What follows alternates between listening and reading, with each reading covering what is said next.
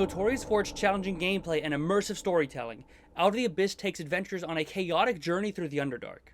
Blending heavy elements of survival and horror with a little bit of political intrigue, Out of the Abyss has players facing off against the Demon Lords in a desperate fight for survival.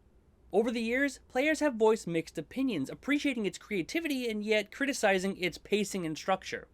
Being praised for its originality and at the same time criticized for its complexity, Out of the Abyss finds itself in a difficult position, being considered both one of the worst and one of the best modules ever released for 5th edition. But does it truly deserve that mixed reception?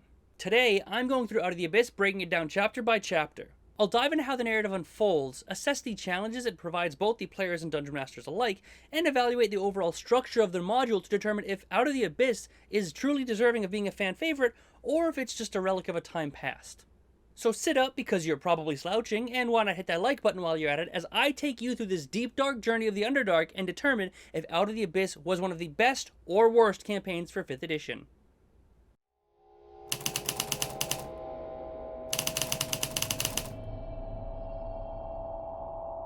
If you want to avoid any spoilers, you can jump to the best or worst section of the video right now. I'll be going over a broad impression of the module overall without going into any specific detail.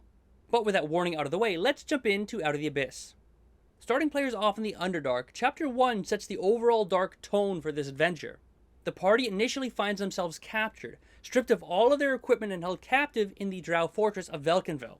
And right off the bat, we're into a dire situation that immediately challenges the players, which perfectly sets up the stakes for this entire adventure. Players are almost immediately introduced to a number of unique NPCs, also imprisoned by the Drow, each bringing their own unique backstory and skills to the table. Just to name a few, we have Bubido, a deranged Darrow who believes he's a god, Prince Darendel, who is a Quaggoth and thinks he's a cursed elven prince, Sushar the Awakened is a pacifist Kuatoa who happens to be familiar with the area, and let's not forget the best mushroom lad, Stool. I mean, look at him! Don't you just want to put him on your shoulder and buy him a balloon?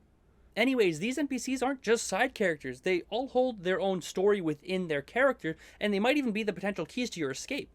Each have their own unique personalities and goals, with potential benefits they can grant the party if they decide to escape with them, as well as giving them guidance after they do escape. The escape itself can unfold in numerous different ways, with some being easier than others. Players might try to incite a rebellion amongst the prisoners, make a deal with a less than happy Drow NPC, or they could go the incredibly low chance of success route of trying to stealthily sneak past the guards. Regardless of how they escape, the players have 3 potential options or trails they can follow after their escape. They could go north, bringing them to the Drow city of Menzoberranzan and Blingdenstone, south to the Dwergar city of Gracklstugh, or west to the Darklake. Depending on the NPCs your party might have escaped with, they all have their own unique directions that they might want to go, urging the players to go that way, setting up another difficult decision. However, they all do generally agree not to go north to the Drow city of Menzoberranzan. And that's the introduction to Out of the Abyss. While the chapter succeeds in creating a tense environment with meaningful choices, it can be daunting for dungeon masters and new players just due to the sheer amount of moving parts. The stakes are high and the margin for error is low, which might not suit every party's playstyle, and this places a heavy toll on the Dungeon Master to not only manage all these moving parts, but to ensure that the players don't feel as if they're stuck in an unwinnable situation. And after the party's initial escape, it gives them the decision to make of where to go next, and while this decision seems harmless, it is actually one of the biggest criticisms of the adventure overall. This decision can heavily impact the flow of the game, however, at this point, the only stakes for the players are we have to escape the Drow. With that single goal, they don't really have any insight of where they should go or where they even really want to go. What little insight that they do have is entirely based on the NPCs that they might have escaped with, which actually highlights a big strength of the adventure. The NPCs. All of these characters are incredibly unique and have their own personality and desires, which really makes it feel like a living, breathing adventure. We'll talk more about the strengths and weaknesses of the adventure later, but overall, the initial chapter is a strong start which engages players and sets the stakes for the adventure really well.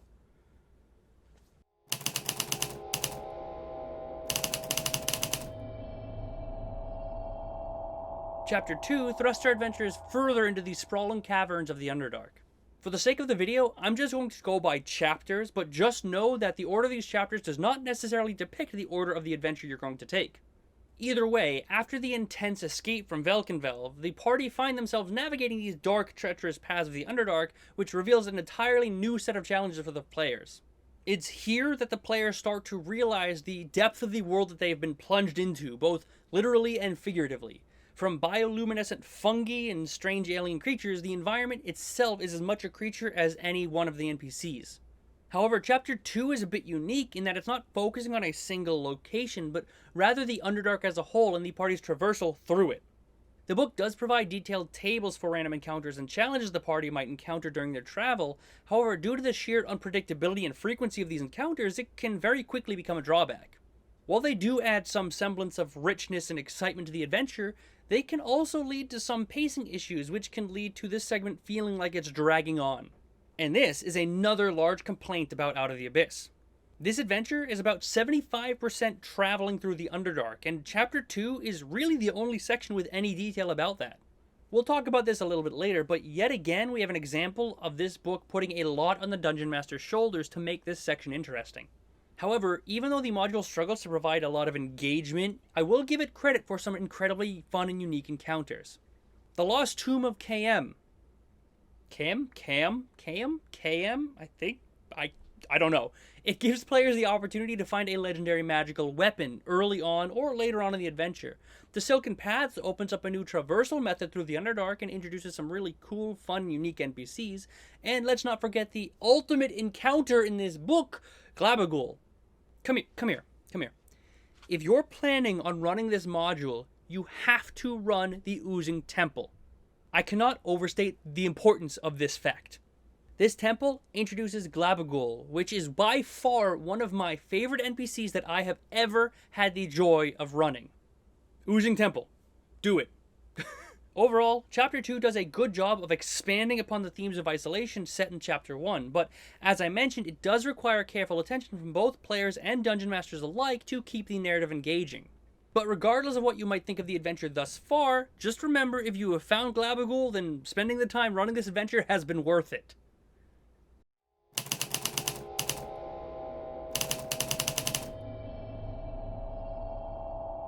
Chapter 3 takes our adventurers to one of the most iconic and perilous locations in all of the Underdark, the Darklake. A sprawling underground network of brackish water filled with strange creatures and fraught with navigational hazards. If you're like me and open water in video games gives you anxiety, this chapter is so much worse. It's effectively a continuation of Chapter 2, only rather than navigating just the Underdark, the chapter focuses on navigating through the Darklake, and just like the previous chapters, it's not about getting from point A to point B, it's about surviving the journey. There's really not much to add here regarding the Darklake, aside from it just expands upon the strengths and weaknesses of the last chapter. The constant threat of random encounters and the need to track progression and progress can slow down the game, potentially leading to some frustration if not managed by the DM properly. But this chapter does hold the first big reveal of the entire campaign, which is a turning point for the adventure, and honestly, one you're not going to forget. Upon their arrival to the Kuo-toa city of Slubladop, and yes, you heard me correctly, Slubladop. God, it's contagious. Upon their arrival, the party are thrust into a power struggle between two competing religious factions, both led by different Kuo-toa archpriests. Now, to all outward observation, all Kuo-toa seem completely insane. Regardless of their affiliation, Kuo-toa all have strange social norms and worship obscure, if not downright upsetting deities. By interacting with these two factions, the players learn about the internal struggle tearing the settlement apart, which provides them the chance to engage with both of the leaders, each trying to recruit the party to their side.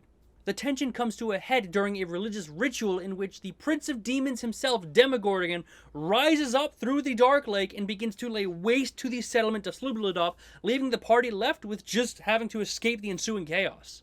This is the moment in the adventure where the player's expectation goes from, I want to go back to the surface, to, oh sh**.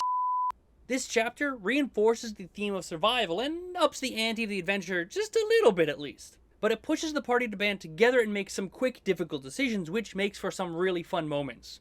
Overall, Chapter 3, and specifically Slubladop, does a great job of personifying the madness of the Underdark right up to the dramatic reveal of the Demon Lord himself.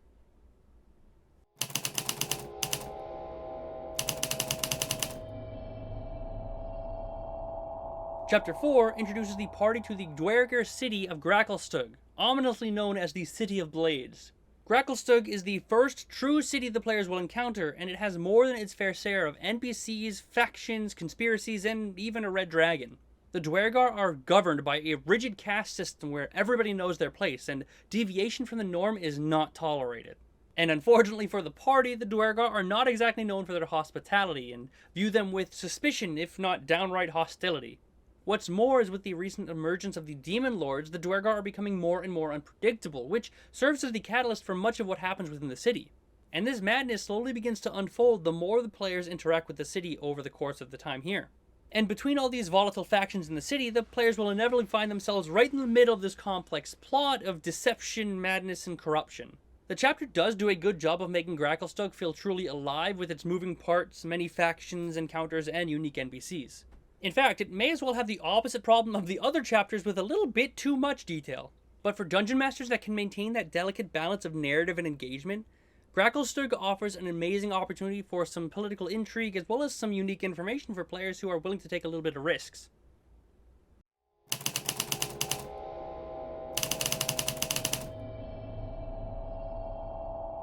Chapter 5 brings the party to the Neverlight Grove, the sanctuary city of the Myconids. The Grove is a fungal wonderland with an alien beauty and spores that light up the cavern in a dazzling array of colors. Upon entering the Grove, the party learned about the Myconids' peaceful ways and their deep connection to the fungal network below them that spanned the entire Grove, if not the entirety of the Underdark. Eventually, they are introduced to the two sovereign leaders of the Myconid colony, Philo and Basidia. Sovereign Philo has been swayed by the corrupting influence of Zugtamoy, the demon queen of fungi, and has been slowly corrupting his followers to follow the demon queen. Sovereign Basidia, on the other hand, wants to maintain their peaceful ways, and while he is suspicious of his fellow sovereign, he doesn't have any conclusive evidence of his colleague's corruption. The Neverlight Grove is actually one of my favorite chapters in this adventure, as it opens up some real investigative nuance into the adventure, allowing players to insight Basidia's wariness to his fellow sovereign and investigate the situation as a whole to uncover the terrible truth of the Grove. The climax of this chapter comes during the aptly named wedding rehearsal, where the players are once again face to face with the demon lord, Zugtamoy. Witnessing the madness of some Myconids and the emergence of another demon lord, the players really have no choice but to retreat. The only real option the players have at this point is if they warn Sovereign Basidia about the corruption, and if they do, Sovereign Basidia leads his followers out of the Grove, saving them from corruption, and the party gains some new allies later on down the road. If not, then the Neverlight Grove will effectively mirror the events of Slubladab, eventually corrupting all of the Myconids and spiraling into chaos over time. This is another big reveal of the campaign where the players have confirmation of not one, but now two Demon Lords. And if the party wasn't already alarmed, the reveal of a second Demon Lord should at least alarm them and guide them to the inevitable conclusion of where this adventure is going to be going.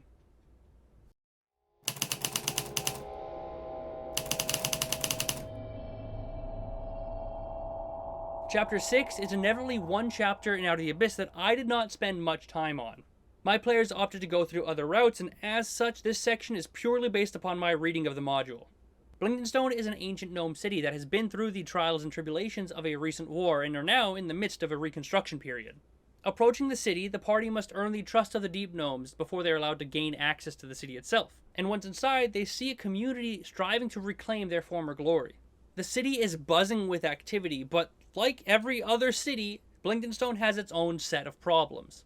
Each faction, and specifically leader within this city, has their own unique perspectives on the problems and how to best solve them, and the party has to navigate this political situation without causing too much of a stir. The chapter culminates with the confrontation of the one aptly named Pudding King, who happens to be controlling these slimes to undermine the city's efforts. And yes, you heard me correctly, I said the Pudding King. This is a mad deep gnome who has been corrupted by the maddening influence of Juoblix, the demon lord of slimes. The party can learn about Juoblix through their interactions with Blingdenstone, but this chapter ultimately culminates in the battle for Blingdenstone. Depending upon the party's actions prior to the battle, different factions or NPCs might aid them during the battle for a more unified front against the Pudding King. Now, how the party handle this can either secure Blingdenstone's future or plunge it into madness, and again, for the third time, the players are introduced to yet another Demon Lord.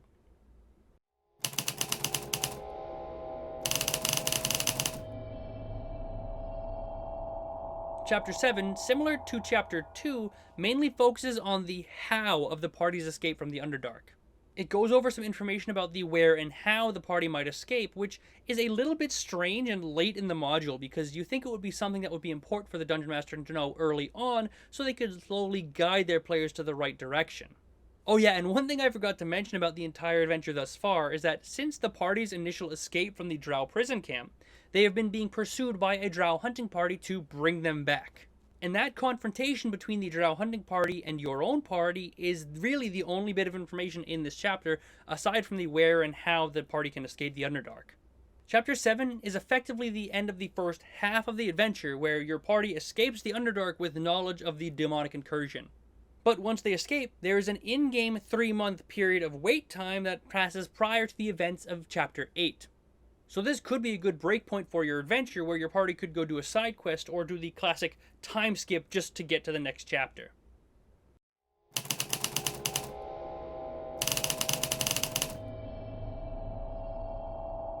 Chapter 8 leads the party to the dwarven city of Gauntlgrym. This chapter, while maintaining the overall darker tones, shifts from that constant struggle for survival to the political intrigue and diplomacy feeling, which sets up the second half of the adventure beautifully. It opens up with your party receiving summons from a King Brunor Battlehammer, the Lord of Gauntlgrym, who has an acute awareness of the dangers that lurk in the Underdark. Having dealt with demonic forces before, the king is keenly aware that any rise in demonic activity is not just a local threat, but it could be a potential catastrophe for an entire region, and as such, summons the party given their history. The king's goal at this point is to assess the party, determine the level of the threat, and to learn if the information about the demonic activity in the Underdark is true. Depending on the party's interaction with the king, he will consider leveraging his resources to prevent any spillover onto the surface. But aside from that, the king has created a feast and invited representatives from 5 well-known factions: the Harpers, the Order of the Gauntlet, the Emerald Enclave, the Lord's Alliance, and the Zhentarim. Each faction has their own unique goals and purposes for potentially helping the players. With successful diplomacy checks, this could mean the difference between facing the demonic incursion as a united front or dealing with it in isolation. Overall, Gauntlgrym is a fantastic chapter for building unique character relationships, but yet again, it places a heavy toll on the Dungeon Master, with their ability to balance these political intrigue without overwhelming the player characters, as well as a nuanced understanding of the NPCs, the factions, and their motivations. Meanwhile, the party's ability to negotiate and align these factions' interests with their own will be crucial for the second half of the campaign. Chapter 8 is where the player's motivation shifts from simple survival to dealing with an existential threat. While it is a stark difference to the prior 7 chapters, it maintains a fantastic opportunity for players and dungeon masters to engage in some political roleplay, which is sorely overdue after 7 full chapters of the party running around in the dark.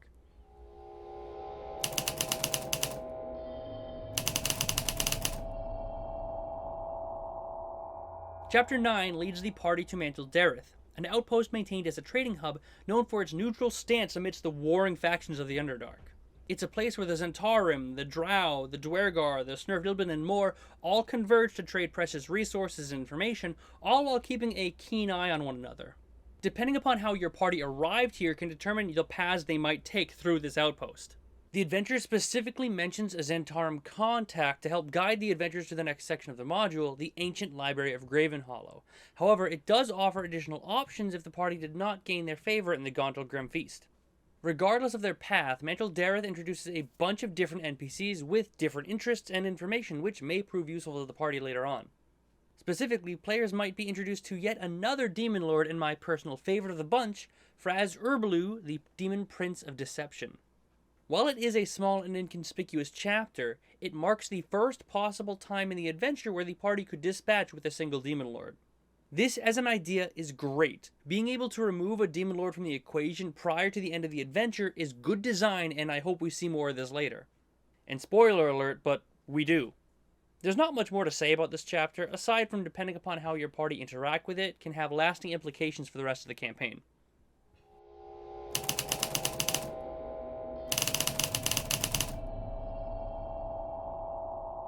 Chapter 10 is another chapter focused on Underdark exploration, only the focus is no longer on escaping, but rather leading the charge back into the Underdark, ready to face whatever challenges may arise with whatever allies they have left. This is effectively the Chapter 2 of the second half of the module, providing insight and information on the travel as the parties return to locations in the Underdark. The party's immediate goal at this point is to reach the ancient library of Gravenhollow to get information which may be crucial to their success. The path they choose to take to Gravenhollow is entirely up to them. This allows for a flexible, exploratory approach and freedom to visit locations that they had previously encountered. And depending upon which places the party aided in the past determines their state at this part of the adventure. For example, if our party never aided Blingdenstone, they might find the aftermath of the battle, only without their aid, it did not go so well for the gnomes. But if the party did aid them in their battle, then the gnomes will return the favor and offer you aid in your own fight. I really enjoy this chapter because it mentions all of the locations that your party are already familiar with, as well as all of the changes that have occurred since they've been there last. However, it does also provide some incredibly basic and honestly useless information on building your party's own outpost in the Underdark. While it is conceptually cool, that section in particular provides little to no detail, making it effectively useless. But regardless of what your party decides to do when they return to the Underdark, every ally they find and decision they make will shape the future of the climactic finale. If this campaign does nothing else, it does a great job of setting up your party's initial actions to impact you later on in the actual campaign.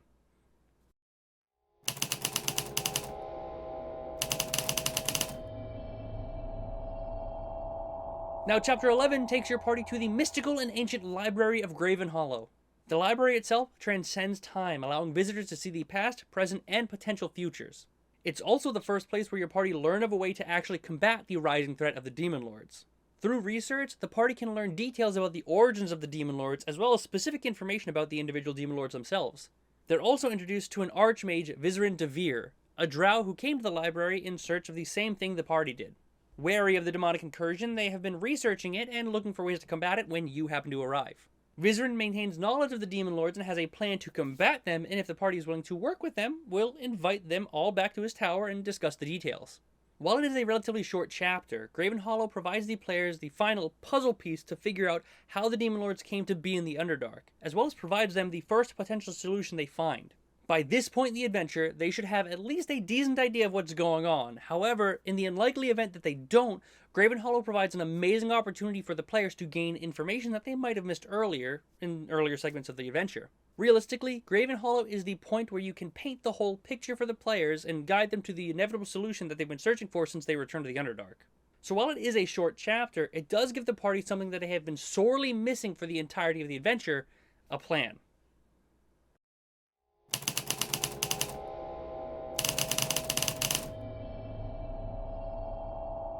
Chapter 12 covers the Tower of Vengeance, home of the Archmage Vizrin. Depending upon how the party interacted with Vizrin heavily determines the direction this chapter takes. Assuming the party accepted his invitation and were cordial with him during their initial meeting, Vizrin welcomes them with open arms and offers them refuge in his tower.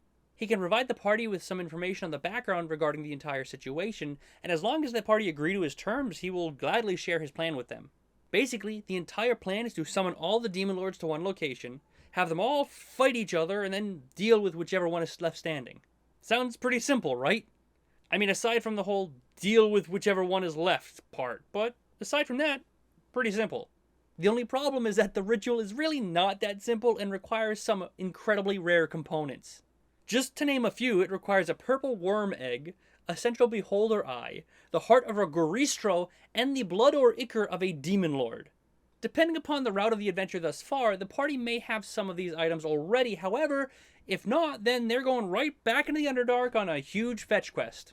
The good news is that Vizrin can provide locations on most of these items, so while they are traversing into the Underdark, at least they're doing so with a clear direction in mind. But this is where two of my biggest issues with this adventure pop up. Firstly, the book provides no potential options for finding the blood of a Demon Lord, which is in itself a near suicidal task. Not to mention, it doesn't even make note to the Dungeon Master about where they might find it later on, and only mention it in a small passage in a future chapter, making this an unnecessary headache for the DM. But the second and more overt issue is that if the party doesn't trust Vizrin, which is incredibly likely because the dude's kind of a jerk, it only provides an incredibly small section about succeeding without him. Specifically, it has a 2-paragraph section named Victory Without Vizrin that pretty much says, yeah, they can win, but have fun figuring out how. It leaves this entire possibility, which is actually pretty likely to happen, totally up to the Dungeon Master. Normally this wouldn't matter too much, but the only suggestion the module makes is that, hey, maybe they can do the ritual without him. But even that singular suggestion it gives you is totally assuming that they learned the plan in the first place. So at this point in the adventure, the direction it takes from here on entirely depends on if your party trusts a single NPC, which is less than ideal to say the least. But we'll talk more about that later with the strengths and weaknesses.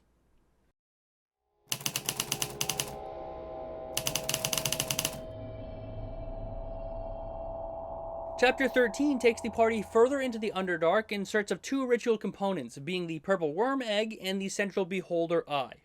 The chapter pretty much boils down to 3 encounters: a troglodyte lair, a purple worm nursery, and Karazikkar's maw. Without going through any of them in great detail, each offer unique opportunities to engage with interesting NPCs and challenging combat scenarios. The only real thing of note here is that if the party already happens to have a central beholder eye from an earlier encounter, then they wouldn't need to traverse to Karazikkar's maw. But if the party do find their way there, then they not only find a beholder and a very creepy humanoid, but they also find a monodrone prisoner with information regarding a maze engine, which actually leads us right into Chapter 14.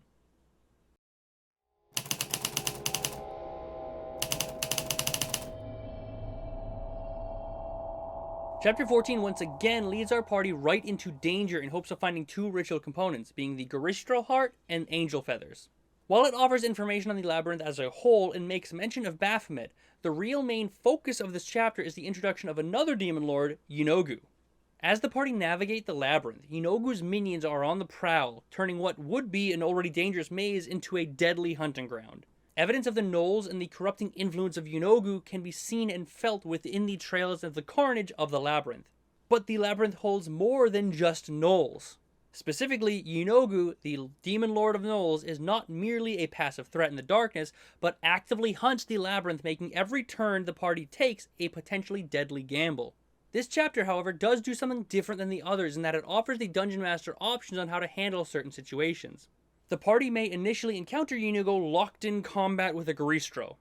This is obviously very convenient, as the party could potentially get 2 components for the price of 1, being a Gracklstugh heart and maybe even the blood or ichor of a demon lord. The module suggests that the party hide away and wait for Yeenoghu to leave after defeating the Gracklstugh, and it offers guidance on how to make Yeenoghu a more active threat in the adventure.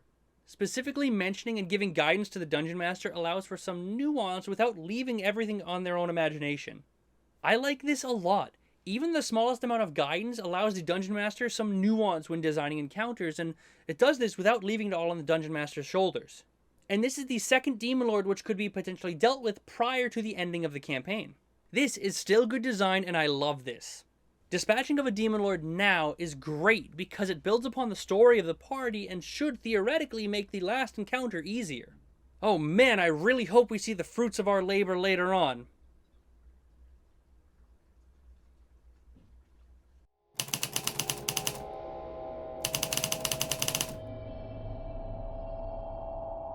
Chapter 15 introduces the party to the heart of a Drow civilization, Menzoberranzan. This is where the party can find yet another ritual component, their grimoire originally used to summon the demon lords to the Underdark. Make no mistake, this may be a city, but it is as dangerous as any dungeon or any encounter thus far. Menzoberranzan, aside from being just the origin of the adventure's entire plot, is a den of deceit where every shadow hides a secret and every smile masks a dagger. The party is not welcome here, and citizens of the city make it known. But even in this unforgiving city, there are allies hidden amongst the enemies. As the party make their way through the city, they discover these allies and enemies alike, eventually leading them to the grimoire needed for the ritual. This is another chapter that holds a lot of information and nuance between the player characters and NPCs. Again, it requires a lot of foresight and preparation from the Dungeon Master in order to maintain and balance all of them. And this task is made particularly difficult as the NPCs in Menzoberranzan rarely tell the whole truth as to their motives. In fact, this is where the party learned that Vizrin wasn't exactly telling the whole truth about the ritual, and brings me right back to my initial problem with his character in the first place. Overall, Chapter 15 is really just another big city with a bunch of NPCs, and even though there are a lot of them, the city itself is often regarded as one of the most boring sections of the entire module.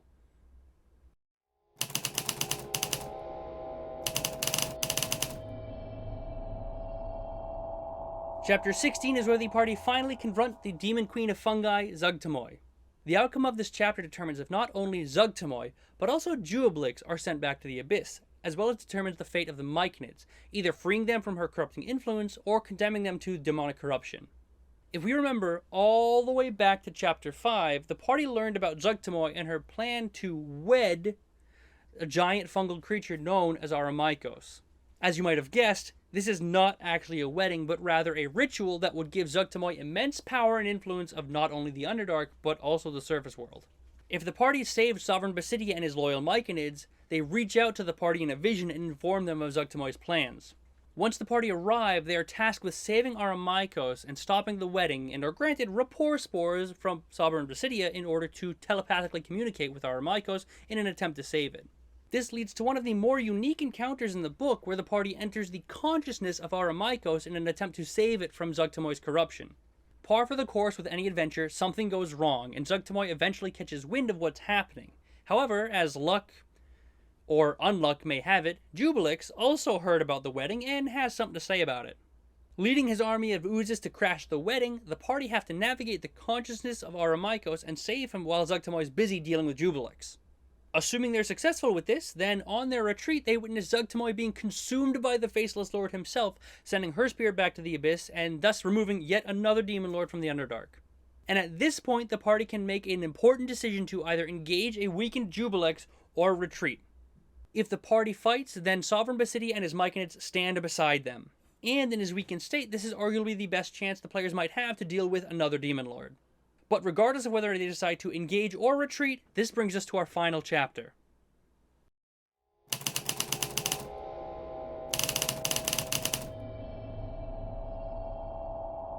Finally, in Chapter 17, the fate of the Underdark and possibly the fate of the surface world is determined as the party confront the Demon Lords once and for all. This chapter only takes place if the party was successful in finding the ritual components and are able to complete the ritual. Once completed, the ritual talisman sends forth a powerful call that draws demons towards it, and portals open, summoning forth the Demon Lords and their armies. If the party had previously dealt with any Demon Lords prior to the ritual, then they're not summoned by this, which is a fantastic moment to showcase the impact that the party made in their entire adventure. The remaining Demon Lords, both furious and disoriented from the summoning, become consumed by their ancient hatreds and sparks a massive battle between them and their forces. The adventure actually offers a few options for running this demonic showdown, but the only one really worth mentioning is handing your players stat blocks of the Demon Lords and letting them play out the battle. This is a really cool concept, but it's been criticized as it kinda can feel like the climactic ending is more of a movie the players watch than an encounter they interact with. But the module doesn't really offer the players much to do during this encounter, aside from that singular suggestion, which is really just flat out a massive flaw. Regardless, after the battle and depending upon which Demon Lord remains, the party, as well as any allies that they may have remaining at this point, engage the remaining Demon Lord and ultimately destroy their physical form, sending them back to the Abyss. Or at least that's what you would expect. The module designates that regardless of which Demon Lords are present during the fight, that Demogorgon is going to be the last one standing. While that's not necessarily a massive issue, it just kind of feels bad. Sure, the Demon Lords you dealt with don't show up, but if they did, it wouldn't even necessarily make a difference anyways, so why did you do it? This is really a small complaint that really only DMs would notice, but still it's worth mentioning just because it just doesn't feel satisfying. It doesn't even have a table to roll on to see which Demon Lord wins, it's just Demogorgon. Now, the Demon Lord could obviously just decide which Demon Lords win, but the remaining Demon Lord would be in a weakened state, and the module only specifies the stats of a weakened Demogorgon. So while it might seem like a minor complaint, since it's the last encounter for an official book, it feels really half-baked. Anyways, the party and whatever allies they have remaining engage that remaining Demon Lord and destroy their physical form, sending them back to the Abyss. And that's the entire story, as the Demon Lords are now back to the Abyss.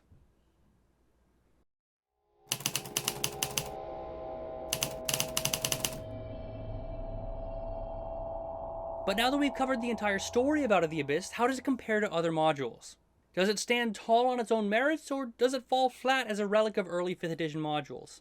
Let's now move into what Out of the Abyss does well, and where it might fall a bit short, expanding upon the strengths that make the adventure memorable, and the weaknesses that have left some DMs and players confused. To start off, we have to talk about this narrative. Out of the Abyss boasts an incredibly compelling and engaging narrative. The stakes are high from the very beginning, with constant reminders of the danger and the urgency of this adventure.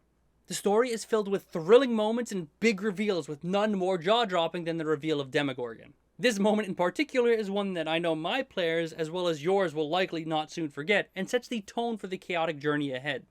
Alongside this compelling narrative, we have some of the most standout and well-written NPCs in any adventure module I've read to date. Each character has their unique personalities and goals, which can significantly shape the form your adventure takes. The starting NPCs in particular are exceptional. Characters like Stool, Bupido, and Jimjar bring a depth and richness to the story, making every encounter memorable, which can elevate the already incredible narrative.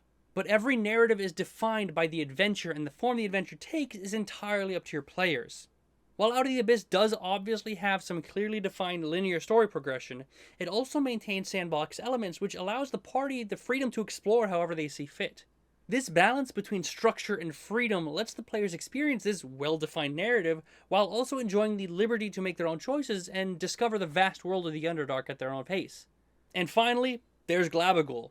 Nope, I'm not going to elaborate on this. Glabagool is just a massive positive note for the entire adventure, and trust me, if you know, you know. But even for all of its positives, Out of the Abyss is definitely not without its flaws.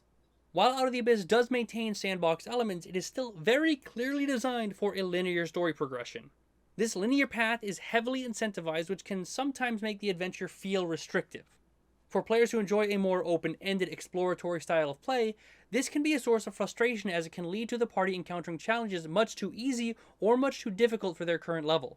And speaking of exploration, we have to talk about travel.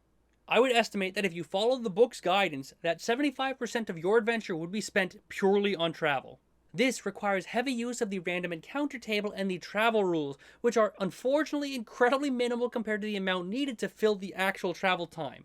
This can and will grind the game's pace to a complete halt and make sessions feel repetitive and slow. And this leads us to my personal largest complaint about Out of the Abyss, being the sheer amount of prep work required from the Dungeon Master. Being brutally honest, this module does a terrible job organizing crucial information. There are so many NPCs and vital details that aren't mentioned until much later in the module, making it incredibly difficult to get a handle on the campaign without having read it multiple times and taking extensive notes.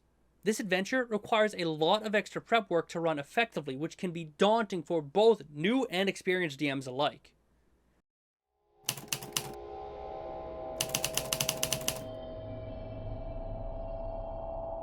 At the end of the day, just like any adventure module, Out of the Abyss is filled with its own highs and lows.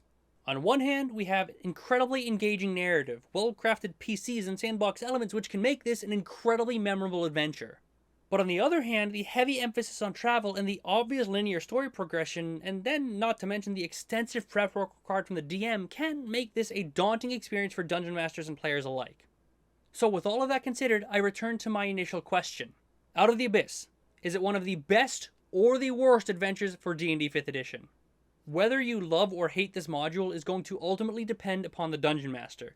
And I know that sounds super cliche and like a cop-out, but this adventure really exemplifies a problem that a lot of modules have. Since the module clearly lacks any supporting elements for DMs, newer Dungeon Masters are going to want to steer clear Out of the Abyss. But for an experienced DM who isn't afraid to get their hands dirty and muck around in the details, this can be an incredibly fun and memorable adventure. And yet, even with all of its flaws, Out of the Abyss holds one of the most compelling and engaging narratives of any adventure I have personally read, and is one of my personal favorites ever released. So I'll leave it up to you. Is Out of the Abyss one of the best or worst adventures? That's for you and your party to decide. Thank you very much for watching. If you enjoyed this breakdown, you can support the channel simply by liking the video and letting me know what you thought in the comments below. And if you want to keep up with my content, consider subscribing. I post weekly D&D videos, and while they definitely aren't always this massive, I like to think they're pretty fun. Plus, the more subscribers and members we get, the more I can rationalize making giant videos like this in the future. So once again, thank you very much for watching. I hope you enjoyed, and until next time, remember to sit up straight. I'll see you next time.